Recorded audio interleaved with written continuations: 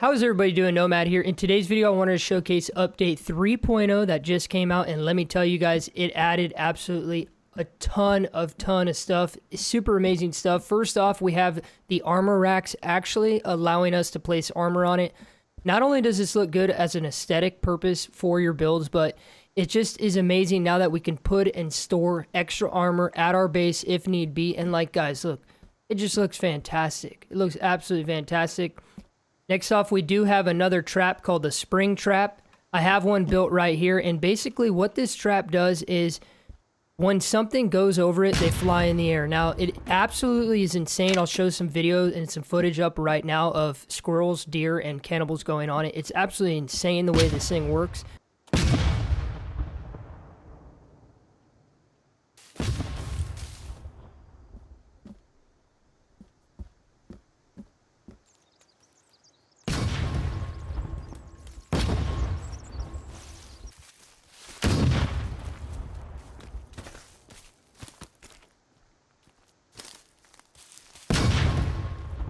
If you build a ton of them in a line, you could potentially just have an impenetrable wall, I would say. Now, you guys are probably really curious about this. These are the two new items in the game. Obviously, we had wire before, but we have solar panels now and light bulbs. I'll show you where that's located in the inventory. So the light bulbs are going to be right here next to the batteries. You can only hold 8 at a time. And then solar panels right here, you can hold 3. So what you're going to do is, in order for it to work, you have to have the solar panels on a leaning platform like this, a leaning ramp. You're going to place the solar panel. As you can see, there's wire going to the back of it. Then we're going to take out some wire here. And you're going to see there's going to be some connection points. So I'm going to run my wire this way. So now it's connected. So if I go down like that, you see how they're connected now? Then I can run it here. I can run it here. I can run it any which way I want, just so you guys can have an idea. Now we're going to whip out the new light bulbs, and then you just place them along the line where the wire is. You can't place them right here, which makes sense, but this is if you need to get the wire and lighting and electricity to another part of your build. And then you just go up to it and you turn it on, which I think is absolutely insane. These 3 items so far is what they have, and I'm going to showcase some more stuff in a second here.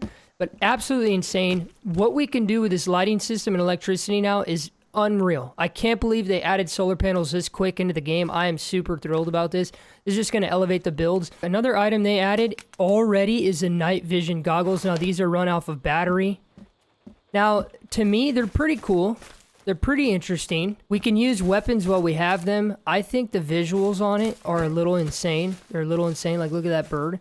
I think this is going to help get some really good footage. Now you can see the light bulbs over there at our little base over here are blowing out the night vision goggles. But as you can see, these are the view that you have for night vision goggles. Top right, they show an indication of battery life, which is absolutely fantastic. I think this is just going to be amazing for caves and other things like that. And it's going to create a scarier ambiance, not only when we're walking through the middle of the woods, but just when we're cave diving. It's going to be insane. Next off, I want to showcase something that you guys are probably extremely anticipating. The EUC, otherwise known as the Night 5. Now, you guys are probably like, what is this thing? Where the hell is this thing? Well, right here, if you are next to the rebreather cave, a little bit to the right, as you guys know, here is the beach where you can find Virginia's camo outfit, as well as the binoculars from last patch. If you make your way up this path here to the campsite, you will find yourself the Night 5. Right here in the center of the camp, we find ourselves a Night 5. When you pick it up, you just hold it. And it's something you can't carry with you. And then when you're done, you just click on your mouse button to ride it. And simple as that. It's a battery-operated, basically battery-operated one wheel, which is absolutely insane. I never thought or knew they would ever put something like this in the game. The sprint doesn't do anything when you're riding it. Jumping, you can jump when you're riding it, and let me tell you, you jump kind of far and high, and then you can also crash like that. So there is the Night 5. Pretty insane, if I do say so myself. Just like the glider, the Night 5 has numerous locations around the map. The one I showed before, there's also one here. It is literally scattered just everywhere around the map, just like the glider. So there's not one specific location.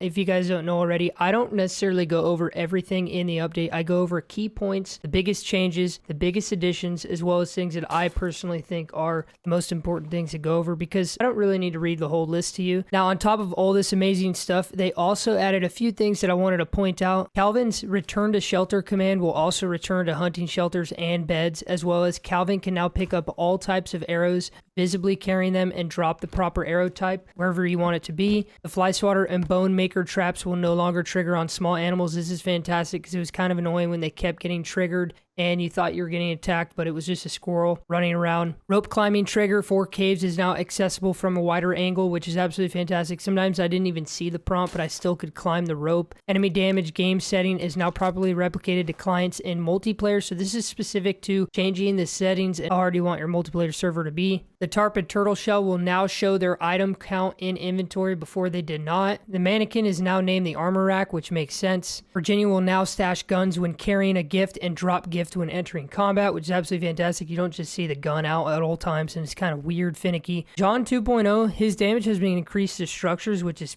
insane. They call that a balance, but this guy absolutely already manipulates structures, in my opinion.